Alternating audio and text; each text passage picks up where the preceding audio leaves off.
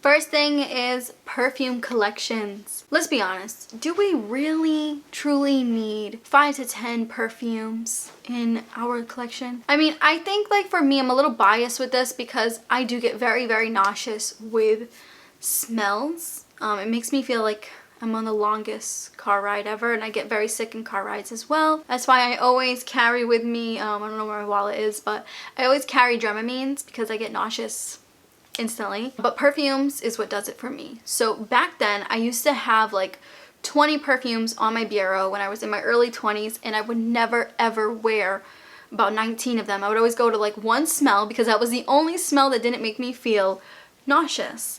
So I just don't think it's necessary. I definitely think you can live without having a collection of perfumes. If you just use that one perfume that you truly like, and then once it's done, then you can venture out in a different scent or smell. You know, it doesn't have to be like, oh, well, I'm gonna wear this one on Monday, I'm gonna wear this one on Tuesday, oh, that one's perfect for Friday. I guarantee you, no one's gonna notice, no one's gonna care, and the only thing that's going to notice and care is your wallet, your bank account, and also the amount of space that you have been taking up with all of those perfume bottles. It's just a no-go, especially like a lot of perfume bottles nowadays are so tacky. They all come with their own like little stands, and it's just unnecessary. So I think like the only tip I have for you guys, like when it comes to like if you like perfume, go towards the travel size route.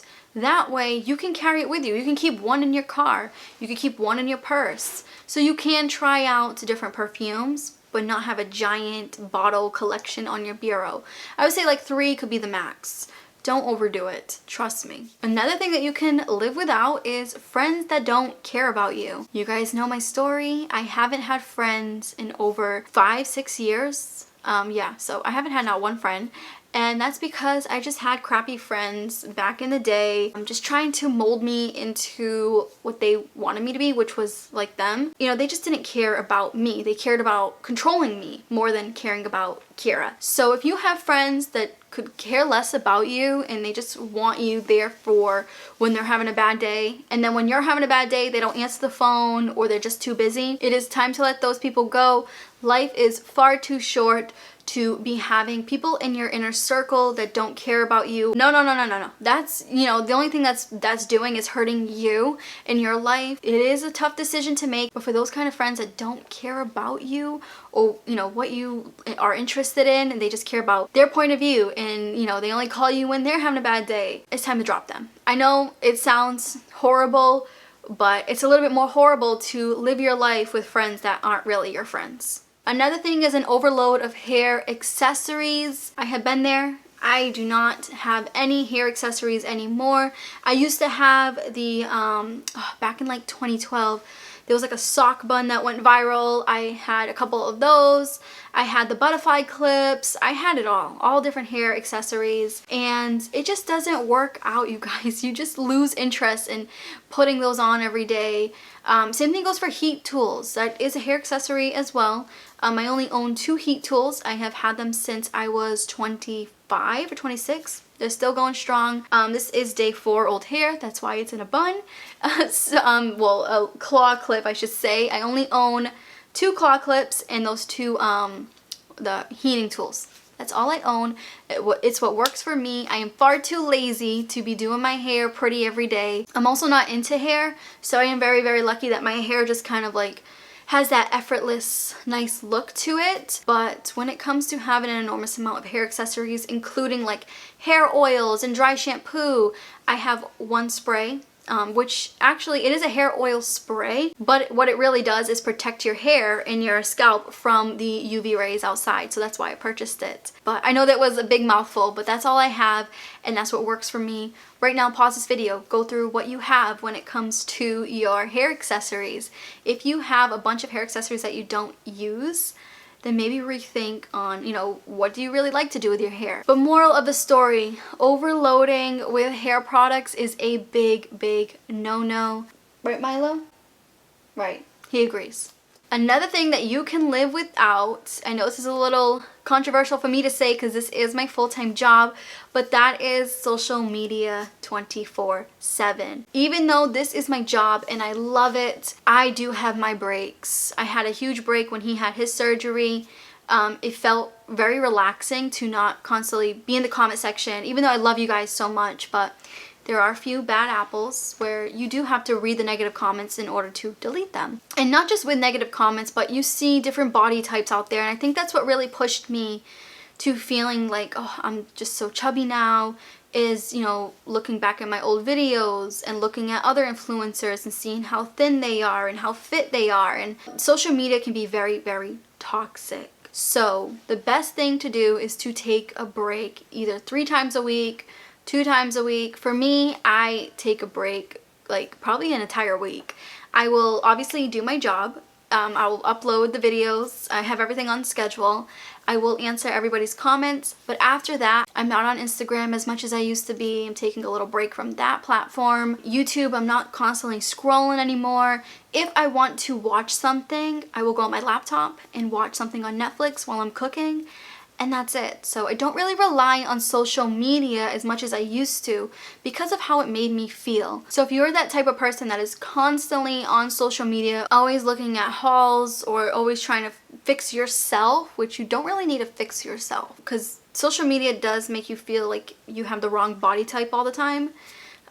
Just take a step back and then you will appreciate how you look and how your life is. Just appreciate what's in front of you before it is too late. And the last thing, this is so big for me, the last thing that you can live without is cigarettes, vaping, hookah. I haven't talked about this on the channel. I used to love hookah and I used to love like the little hookah pens back when I was 21. That's what I was doing in the club, and I never smoked cigarettes, but there was a lot of hookahs around back then and I thought it was cool. And I only tried it for like a month and my throat hurt so bad, you guys. It felt like I had strep throat. And that's when I was like, nah, this is not for me. And then I realized that hookah is just as bad for you as it is with, you know, smoking cigarettes. Because back then, people would be like, oh no, hookah's actually, you know, better. It's to calm you down. It's natural. BS. It's not. There's still tobacco in that stuff. It's just, it wasn't meant for me. And when it comes to cigarettes, I think I've touched base on this before. But my mom had lung cancer. Back in late of 2017, she had lung cancer and she had to get surgery. So they had to remove a part of her lung. She was in the hospital for a long time. Till this day, she is cancer-free, thank goodness.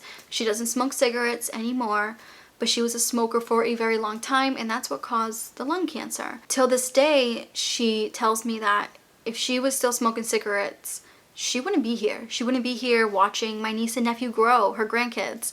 She wouldn't be here, you know, in the future. I do plan on having a family and I want her to be there. I am technically her twin. I look exactly like her. We are basically the same person when it comes to our interests. Like, I love horror. She loves horror. We look exactly alike. We love long hair. We do click a lot. So I do look up to her, and, you know, her resilience as being an independent woman is where I got that from as well. You know, it was sad to see her go through. So I don't want to get emotional because, like, walking in the hospital and seeing her just lying there after surgery, it just dawned on me. It's like, why do people want to smoke these cigarettes? Like, why?